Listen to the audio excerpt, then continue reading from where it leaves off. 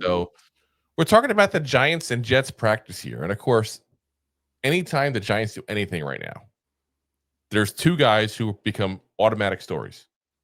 And that is, of course, Abdul Carter and Jackson Dart. Well, in these practices, it's been huge right now with the talk on Abdul Carter, a guy who, again, quite frankly, has gotten a lot of attention this entire, training camp here. And again, rightfully so. So um, here's what what the Jets players had to say about Abdul Carter. Justin Fields says, and he starts off talking specifically about the defensive line. I should say that as well, but goes into Carter himself. He says, they're good. They're really good. They have speed on the outside with Brian on the outside. And of course, Dexter Lawrence. He's been a menace for from years now on the inside. I think they're really good. Abdul, he's good too. He can move around a lot. They're going to be really good up front. Aaron Glenn, of course, the ex-corner, now head coach of the Jets. Which, how weird does that seem like? I feel old, Aaron Glenn being the head coach of the Jets, because I still think of him as like the corner, like back in like the Parcells days, Yeah. Just shows we're getting old, man. Yeah, listen, there's a lot more showing that we're old than just that. You know what I mean? Aaron Glenn says he's a grown man. He didn't shock anyone by the things that he can do. He's a damn good player. Now, also an anonymous player. So Giants Insider, the podcast slash publication, which by the way, guys, if you haven't checked them out, really good, podcast as well. They tweeted out, talking to a few Jets people after practice, they came away really impressed with Abdul Carter. One person saying to me, quote, that dude is going to be a problem. And again, guys, we have been proponents of let's try to stay calm and even keeled until we see exactly what Abdul Carter is in the field. And you saw everybody going crazy this first preseason game because he had 3 passing plays he was in to rush the quarterback, and all 3 he got a rush on. These guys keep making it harder and harder to stay level-headed.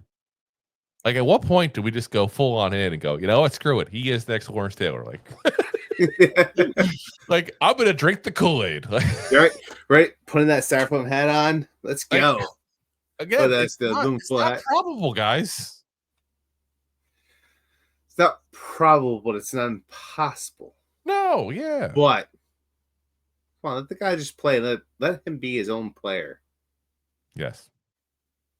Like, what if he's better? What if everyone's going to compare Carter to everyone else that comes into that position?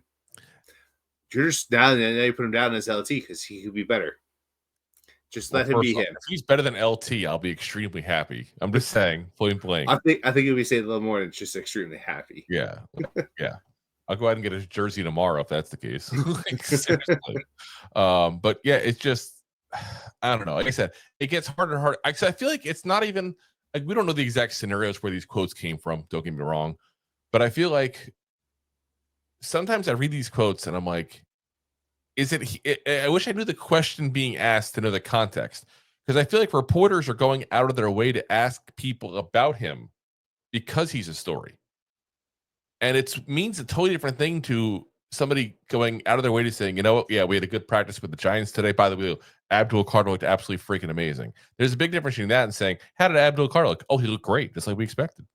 There's a big difference in how I take that quote. Yeah. And that's part of my hesitation. Because I don't know what that scenario is like that there. But again, everybody that sees this kid play point blank, everybody says this kid's going to be a beast. He's going to ball out. He's going to be amazing. Like, that's just, eventually it's like you see enough people say it. It's like walks like a duck, acts like a duck. The duck must be a duck. Yeah. Quack, quack. But I'm trying to stay even keeled. I'm trying to. Really hard. I don't want to get too excited because I've been let down by the Giants so many times. It's not even funny.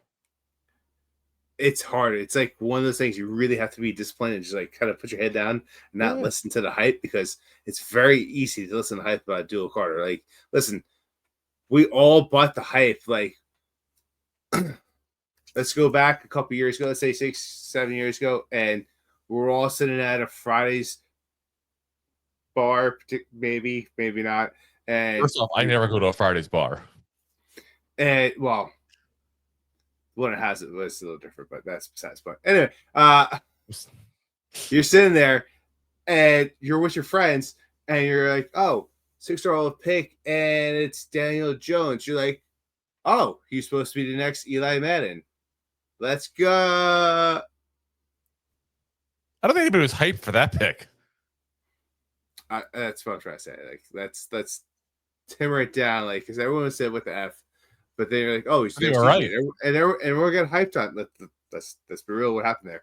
And we're getting hyped. Oh, he's supposed to be the next Daniel Jones, or the next Eli Manning. He was the next Daniel Jones. Yeah, he DJ'd himself. We didn't help on that one. I'm just like, I feel like I can't even compare a guy to the amount of hype he's gotten. Like, even Saquon didn't get hyped like this. You know, like that's what I see. Like, even Saquon didn't get this kind of hype, I feel like. He got a lot of hype. Don't get me wrong. He did. I also think things were kind of pushed back after DJ. Yeah. I don't know. I just like I said, it's too much. I feel bad for the kid. That's a lot to put on him. It's like, if he doesn't have double-digit sacks, is everybody going to be upset now? You know, if he's not dominant from the get-go, is everybody upset? That's not fair to put on the kid. So, we'll see what he is, guys. We'll see what he is. Let's see here. We got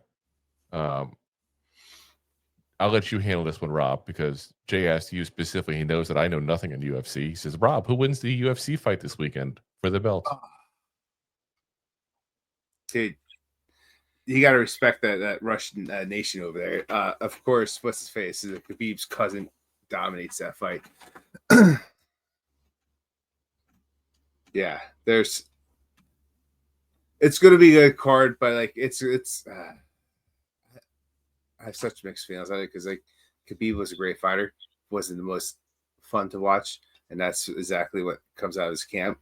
But I'm also not upset, because that's what happens in wrestling and jiu-jitsu. Like, it's not the most fun to watch, but it's dominant. Yeah, you don't have to do much. So there's that. There's a couple other fights this weekend too. Who is up on these? Well, you say the one for the belt. Which one is the one for the belt? Again, I know nothing on UFC, so. He's talking about I always mess up his name. Kajuan's Khalif. He looked. Oh, yes, thank you. I'm gonna look it up for you. UFC fight this weekend.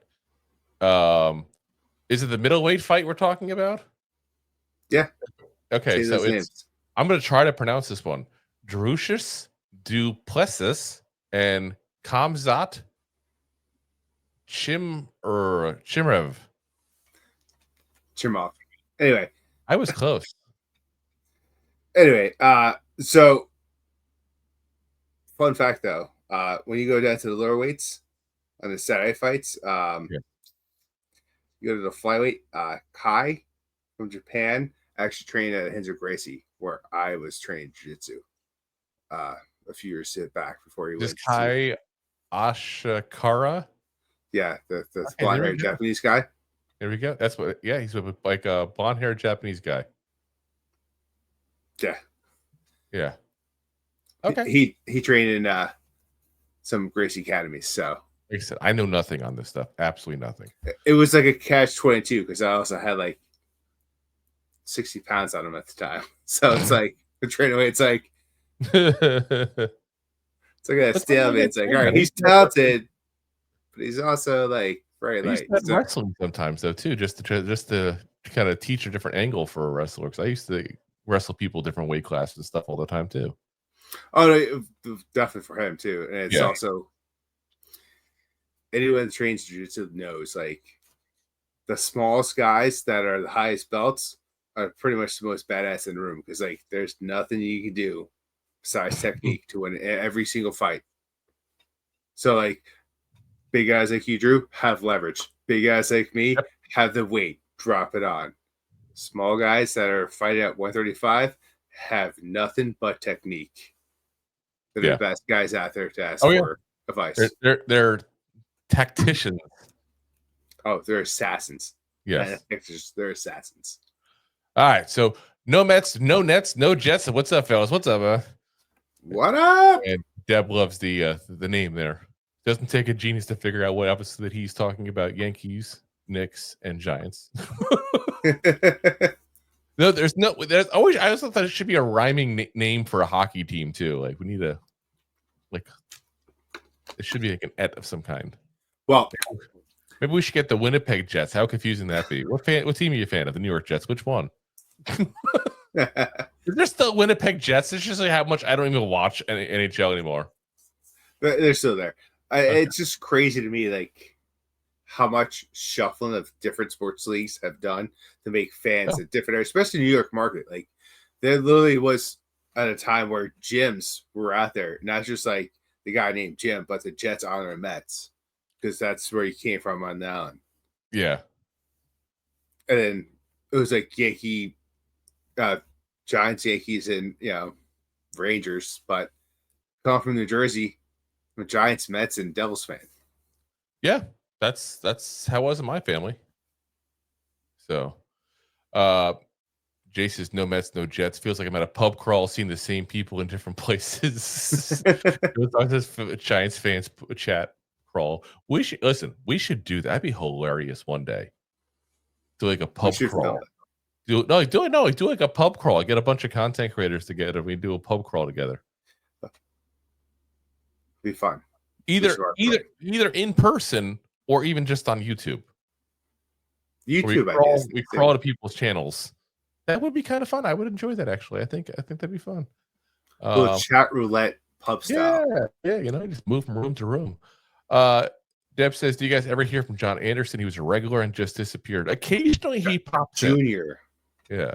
He does pop in, but definitely not as much anymore. So I know he's going through some stuff a while ago, but I just haven't heard much lately. Yeah, he also was he wasn't an off-season warrior as much as you, Deb. So yeah, but definitely thanks for asking about it. But yeah, he should be back hopefully September. One of the OGs like she is. That's why. Yeah. Jay says that might be the guy who complained about Rob's Italian accent intro. Definitely not. That was the same guy who complained that we made fun of the people that sunk in that Titanic sub. That guy was crazy. Listen, if you don't have a sense of humor, this is not going to be the show for you. If you get easily offended by everything, it's not going to be the show for you. It is what it is. Like we didn't put ourselves in some serious name as if this is like a film study or something like that. You know what I mean? So it is what it is. The title like goofballs. Come on, guys. Deb said, just hoping he's okay. Like I said, I'm sure he's fine. Robert says Eagles will destroy you as usual. I'm sorry, 4-2. Talk to me when you get 2 more rings. 6-7. Bring it back. Thanks for watching. Like the show? Of course you do, or you would have turned it off by now and not be hearing me. There are plenty of ways to support the show. YouTube is the best place to join us, and we offer memberships there with fun benefits like custom emojis and early access to video clips. Of course, there you can also send super chats and stickers to send one-time support payments. The best way to support the show is to buy these drunk idiots beers at buymeacoffee.com/2giantgoofballs. Along with one-time support payments, there are also monthly plans, so you can continue to help kill their livers each month. You can also show people that you are a goofball by visiting our store at 2giantgoofballs-shop.fourthwall.com. We got everything from shirts, hats, phone cases, funny candles, buttons, stickers, and even a 2 Giant Goofballs towel to dry off your goofballs. Of course, you can always support the show for free by simply hitting the like, subscribe, and share button wherever you are watching or listening to this. Hit the thumbs up on YouTube. Leave a 5-star review on Apple Podcasts. It helps the show tremendously, and quite frankly, the goofballs suck at marketing and need your help to get the word out. Thank you for being part of the Goofball Army, and for taking the time out to support the show. If you like that clip, then you will love the full episodes too. Find us on your favorite podcast app and look for us on all your favorite social media platforms. Thanks so much. Please, I'm begging you. Please, please.